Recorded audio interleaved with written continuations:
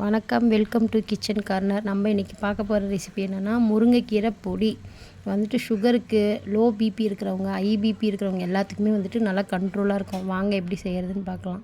கரெக்டாக வந்துட்டு ஒரு 2 கைப்பிடி அளவுக்கு முருங்கைக்கீரையை நல்லா 2 தண்ணி ஊற்றி அலசி பிழிஞ்சி, தண்ணி இல்லாமல் பிழிஞ்சி காஞ்ச தட்டில் போட்டு நல்லா வந்துட்டு ஒரு 2 நாள் 3 நாள் ஆனால் காய வைக்கணும். நல்லா வந்துட்டு புழிஞ்சி ஃபஸ்ட்டு எடுத்துக்கணும். அதில் வந்துட்டு குட்டி குட்டியாக கண்ணுக்கு தெரியாத பூச்சிலாம் இருக்கும்.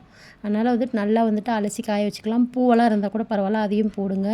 நிழல்லாம் இருக்கிற பக்கமாக பார்த்து காய வைக்கணும். வெயிலில் காயப்பட்டுனா ஒரு மாதிரி கருத்த மாதிரி ஆகிடும். நிழல்லையே வந்துட்டு நல்லா வந்துட்டு ஒரு 2 நாள் 3 நாள் ஒயிட் காட்டனில் போட்டு காய வச்சு எடுத்துக்கணும். ஓரளவு காஞ்ச உடனே எடுத்து தனியாக வச்சுக்கணும். கருவேப்பிலை நீங்கள் வந்துட்டு ஃப்ரெஷ்ஷான கருவேப்பிலையை எடுத்துக்கலாம், காஞ்சதையும் எடுத்துக்கலாம். ஃப்ரெஷ்ஷான கருவேப்பிலை 2 ஸ்பூன் வந்துட்டு கடலைப்பருப்பு, 1 ஸ்பூன் ஜீரகம், 1 ஸ்பூன் மிளகு, காரத்துக்கு ஏற்ற மாதிரி வரமிளகா, கருப்பு உளுந்து எடுத்துக்கோங்க. பொட்டுக்கடலை 2 ஸ்பூனு. கருப்பு உளுந்து உடம்புக்கு நல்லது, அதனால் கருப்பு உளுந்து தான் நான் எப்பயுமே யூஸ் பண்ணுவேன். அதை ஃபஸ்ட்டு வந்துட்டு வானல் சூடானோடனே நல்லா வந்துட்டு வறுத்து எடுத்துக்கணும். கையில் வச்சு பார்த்தோன்னா பொடி பொடியாக ஆகணும். அதை எடுத்து தனியாக ஒரு பிளேட்டில் வந்துட்டு கொட்டி வச்சுக்கணும். அப்புறம் வந்துட்டு கருவேப்பிலையும் நல்லா வறுத்து எடுக்கணும். அது வந்துட்டு நல்லா வந்துட்டு சுருளாக வறுக்கணும். வறுத்து அதையும் எடுத்து தனியாக ஒரு பிளேட்டில் வந்துட்டு கொட்டி எடுத்து வச்சுக்கணும். நீங்கள் வந்துட்டு மசாலாலாம் வந்துட்டு எடுத்து வச்சிங்கள்ல, அதெல்லாம் வந்துட்டு நல்லா வறுத்து அதையும் வந்துட்டு ஒரு பிளேட்டில் மாற்றி கொட்டி வச்சுக்கணும். உப்பு வந்துட்டு தேவையான அளவுக்கு எடுத்துக்கணும்.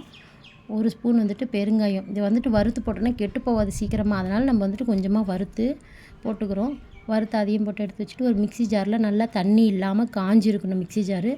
அதில் வந்துட்டு ஃபஸ்ட்டு வந்துட்டு நம்ம இலையெல்லாம் ஃபஸ்ட்டு சேர்த்து அதை அரைச்சிடணும். ஃபஸ்ட்டு வந்துட்டு முருங்கை இலையை வந்துட்டு போட்டு நல்லா வந்துட்டு அரைச்சிட்றோம். அரைச்சி அதை எடுத்துக்கிட்டு அப்புறம் கருவேப்பிலையை நம்ம வறுத்து வச்சுருக்கோம்ல, அதையும் போடணும். அதையும் போட்டு நல்லா வந்துட்டு வறுத்து அதையும் எடுத்து வச்சிடணும். அப்புறம் வந்துட்டு வறுத்த செலவெல்லாம் அது எல்லாத்தையும் கொட்டி நல்லா வந்துட்டு வறுத்துறதெல்லாம் போட்டு மிக்சியில் நல்லா நைஸாக அரைச்சிக்கணும். உங்களுக்கு நைஸாக வேணுன்னா கூட அரைச்சிக்கோங்க, 1 2 கூட அரைச்சிக்கோங்க. நான் எங்கள் வீட்டில் நைஸாக தான் அரைப்போம். நைஸாக அரைச்சி எடுத்து ஒரு தட்டில் போட்டு நல்லா ஆற வச்சிடணும். ஆற வச்சு ஒரு காலி பாட்டிலில் வந்துட்டு கொட்டி வைக்கும். இந்த பொடி வந்துட்டு தோசைக்கு, பொடி தோசை போடுறது இருந்தால் பொடி தோசைக்கு, இட்லிக்கு, அப்புறம் சாப்பாட்லேயும் பிசைஞ்சி நல்லெண்ணெய் ஊற்றி சாப்பிடணும். செக்கலாட்டில் எண்ணெயை வந்துட்டு நல்லெண்ணெய் ஊற்றி பிசைஞ்சி சாப்பிட்டிங்கன்னா ரொம்ப டேஸ்ட்டாக இருக்கும். டெய்லியும் சாப்பிடுங்க, வாங்க சாப்பிடலாம்.